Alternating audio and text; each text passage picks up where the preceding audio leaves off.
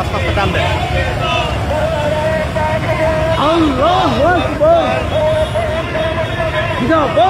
আস্তে আস্তে টান দেন।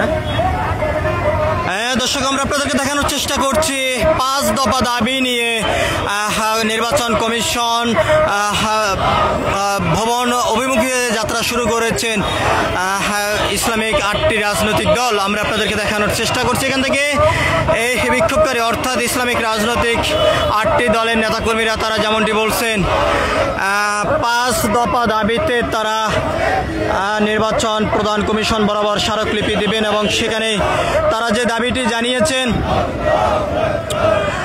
জুলাই আইনি ভিত্তিতে জুলাই সনদ প্রদান করতে হবে, পিআর পদ্ধতিতে নির্বাচন, নভেম্বরে গণভোট এবং 14 দলীয় জোট আওয়ামী লীগের সহযোগী সংগঠন রাজনৈতিক দল জাতীয় পার্টিকে নিষিদ্ধকরণ সহ গণহত্যার সঙ্গে যারা জড়িত রয়েছেন সবাইকে বিচারের আওতায় নিয়ে এসে বিচারের কার্যক্রম সম্পূর্ণ করার জন্য এরকম মোট 5টি দাবি নিয়ে আজকে এই কর্মসূচি ডাক দিয়েছেন ইসলামিক 8টি রাজনৈতিক দল এবং সকাল 10টা থেকেই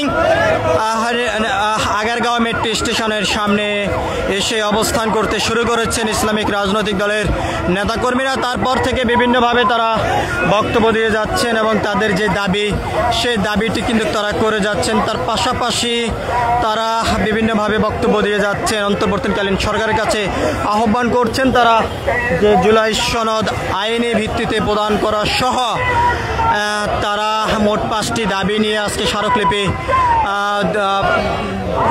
দিবেন। নির্বাচন কমিশন বরাবর এমন কর্মসূচিকে ঘিরেই বিভিন্ন স্থান থেকে নেতাকর্মীরা আসতে শুরু করেছিলেন। সকাল 10টা থেকে অবস্থান করেছেন আগারগাঁও মেট্রো স্টেশনের সামনে। যদি এখন সেই বিক্ষোভ মিছিলটি মেট্রো স্টেশনের সামনের থেকে শুরু করে নির্বাচন কমিশনের যে ভবন রয়েছে অর্থাৎ নির্বাচন ভবনের সামনে সেই অবস্থান করেছেন, আমরা আপনাদেরকে সেই চিত্রটি সরাসরি দেখানোর চেষ্টা করছি। সকাল 10টা থেকে বিভিন্ন স্থান থেকে এই বিক্ষোভকারী ইসলামিক 8টি রাজনৈতিক দলের নেতাকর্মীরা আসতে শুরু করেছিলেন। এখন বর্তমানে তাদের সেই বিক্ষোভে মিছিল নির্বাচন কমিশন যে ভবনটি রয়েছে সেই ভবনের সামনে এসে অবস্থান করেছেন। আমরা আপনাদেরকে দেখানোর চেষ্টা করছি বর্তমানে নির্বাচন কমিশন ভবনের সামনে এসে অবস্থান করেছেন ইসলামিক 8টি রাজনৈতিক দলের নেতাকর্মীরা। নির্বাচন প্রধান কমিশন বরাবর তারা স্মারকলিপি প্রদান করবেন এমন কর্মসূচিকে ঘিরেই বিভিন্ন স্থান থেকে নেতাকর্মীরা আসতে শুরু করেছেন। আমরা আপনাদেরকে দেখানোর চেষ্টা করছি বর্তমানে অবস্থান করেছেন ইসলামিক 8টি রাজনৈতিক দল বাংলাদেশ জামায়াত ইসলামী এবং